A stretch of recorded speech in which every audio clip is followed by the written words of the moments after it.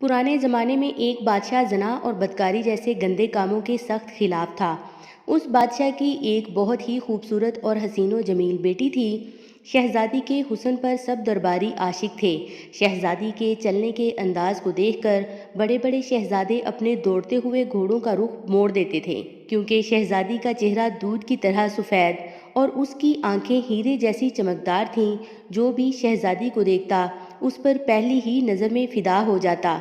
अब शहजादी जवान हो चुकी थी, लेकिन बादशाह सलामत ने उसकी शादी अभी तक किसी के साथ नहीं की थी। शहजादी अपने मुंह से अपने बाप को कुछ कह नहीं सकती थी, लेकिन आहिस्ता आहिस्ता उसके दिल में किसी नामहरम के साथ बदकारी करने की ख्वाहिश पैदा होने लगी। एक दिन शहजादी बादशाह की गैर मौजूदगी में महल की छत पर गई और वहां जाकर पूरी सल्तनत का नज़ारा कर रही थी कि अचानक शहजादी की नज़र जंगल में एक झोंपड़ी पर पड़ी, जिसके आगे एक नौजवान बगैर कमीज के वर्जिश कर रहा था। उस नौजवान के गोरे जिस्म को देखकर शहजादी को उसके साथ जना करने की ख्वाहिश पैदा हुई, लेकिन बादशाह सलामत ने शहजादी को महल से बाहर एक कदम भी रखने की इजाज़त नहीं दी थी। शहजादी तलवारबाजी और निशानाबाजी की भी बहुत माहिर थी। एक रात बिस्तर पर लेटे हुए शहजादी उस नौजवान के साथ बदकारी करने के मंसूबे बना रही थी कि अचानक उसके जहन में एक तरकीब आई और उसने अपनी न्याम से तलवार निकाली और महल के दरवाजे पर पहुंच गई। जब सिपाहियों ने शहजादी को रोकने की कोशिश की तो शहजादी ने उसी वक्त उन दोनों की गर्दन उतार दी और खुद महल से निकलकर अपने घोड़े पर सवार हुई और उस झोंपड़ी के दरवाजे पर पहुंच गई। झोंपड़ी के दरवाजे पर पहुंची तो घोड़े की आहट को सुनकर उस नौजवान की आंख खुल गई और वो नौजवान बहुत डर गया कि आखिर इस वक्त कौन हो सकता है। जैसे ही उस नौजवान की आंख खुली तो उसने अपने सामने शहजादी को पाया। उसके बाद शहजादी ने उसकी गर्दन पर तलवार रखी और उसे कहने लगी कि तुम्हें मेरे साथ जना करना होगा। नौजवान बड़ा हैरान हुआ कि पूरी सल्तनत में सिर्फ मैं ही इस काम के लिए मिला था।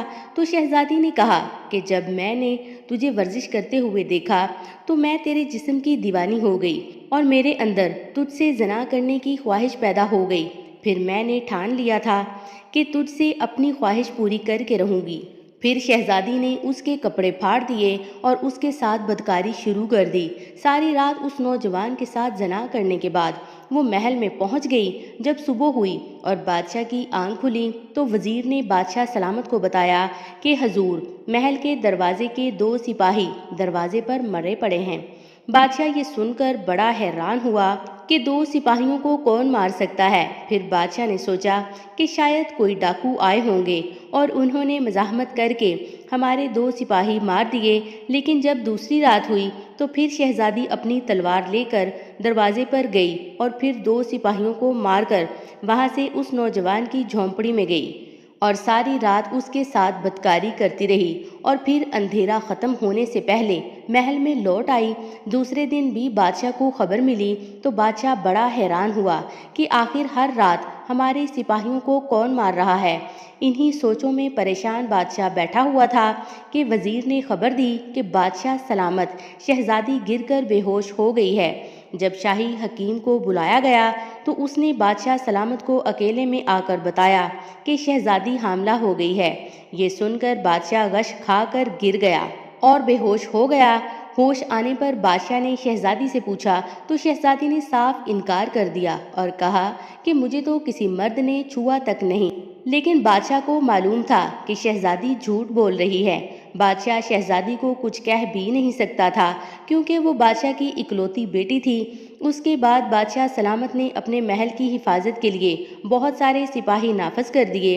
एक रात तो शहजादी महल से बाहर ना गई, लेकिन जब दूसरी रात हुई तो फिर शहजादी उस नौजवान के साथ अपनी ख्वाहिश पूरी करने के लिए तड़पने लगी। बादशाह सोच सोच कर पागल हो रहा था कि शहजादी ने किसके साथ जना किया है।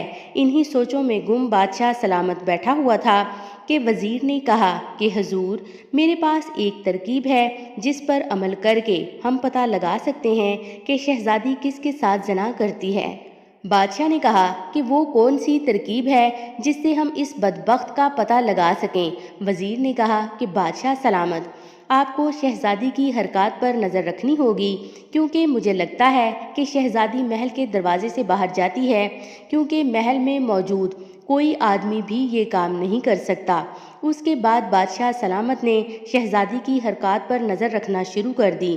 جب رات ہوئی تو شہزادی پھر اس نوجوان سے اپنی خواہش پوری کرنے کے لیے تڑپنے لگی، اور اس نے اپنی نیام سے تلوار نکالی اور چپکے سے محل سے نکل گئی۔ لیکن بادشاہ کو معلوم ہو گیا کہ شہزادی کسی سے باہر زنا کرنے کے لیے جاتی ہے۔ اس کے بعد بادشاہ گھوڑے پر سوار ہو کر باہر نکلا اور شہزادی کا پیچھا کرتے کرتے اس جھونپڑی کے دروازے پر پہنچ گیا۔ جیسے ہی دروازے پر پہنچا تو دیکھ کر بادشاہ سلامت کے پیروں تلے سے زمین نکل گئی، کیونکہ شہزادی اس نوجوان کی گردن پر تلوار رکھ کر اس سے زنا کر رہی تھی۔ بادشاہ سلامت کے پیروں تلے زمین نکل گئی اور اس نے شہزادی کو کہا کہ میں نے ساری زندگی کسی کی ماں، بہن اور بیٹی کو بری نظر سے نہیں دیکھا، لیکن تم نے میری عزت کو خاک میں ملا دیا۔ اس کے بعد بادشاہ نے اس نوجوان کی طرف دیکھا تو اس نے کہا کہ بادشاہ سلامت، میں بہت مجبور تھا۔ شہزادی ہر رات میرے پاس آتی ہے اور میری گردن پر تلوار رکھ کر زبردستی میرے ساتھ زنا کرتی ہے۔ پھر جب بادشاہ سلامت شہزادی اور نوجوان کو لے کر محل میں آیا تو بادشاہ کے ایک بزرگ وزیر نے کہا کہ بادشاہ سلامت، اگر آپ برا نہ مانیں تو ایک بات کہنا چاہتا ہوں۔ بادشاہ نے کہا کہ کہو، کیا بات ہے؟ وزیر نے کہا کہ بادشاہ سلامت، آپ یاد کریں کہ آپ نے زندگی میں کبھی کسی نامحرم لڑکی کے ساتھ زنا کیا تھا۔ بادشاہ نے اپنے ماضی میں نظر دوڑائی تو اس کو ایک واقعہ یاد آیا کہ جب میں جوان تھا تو ایک دفعہ ایک گاؤں سے گزرتے ہوئے مجھے ایک لڑکی پسند آ گئی اور میں نے اس غریب کی بیٹی کے ساتھ زبردستی زنا کیا تھا اور پھر وہاں سے چلا گیا، لیکن اس کے بعد میں نے اس گناہ کی توبہ نہیں کی۔ پھر بزرگ بولا، بادشاہ سلامت، زنا انسان پر قرض ہوتا ہے اور آج آپ نے وہ قرض چکا دیا۔ اگر آپ نے اسی وقت اپنے گناہ کی معافی مانگ لی ہوتی تو شاید آپ کو یہ دن دیکھنا نہ پڑتا۔ پھر اس بزرگ نے کہا کہ بادشاہ سلامت، آپ نے جس لڑکی کے ساتھ زنا کیا تھا وہ میری بیٹی تھی، اور جس نوجوان کے ساتھ شہزادی زنا کرتی ہے وہ میرا بیٹا ہے۔ کل آپ نے میری عزت کے ساتھ کھلواڑ کیا تھا، آج اس کا قرضہ میرے بیٹے نے چکا دیا۔ اس کے بعد بادشاہ سلامت نے اپنے تمام گناہوں سے معافی مانگ لی اور اس نوجوان کی شادی شہزادی سے کر دی، اور اپنے ملک میں یہ قانون بنا دیا کہ اگر کوئی بھی انسان زنا کرتے ہوئے پکڑا گیا تو اس کو محل کے سامنے سنسار کر دیا جائے گا۔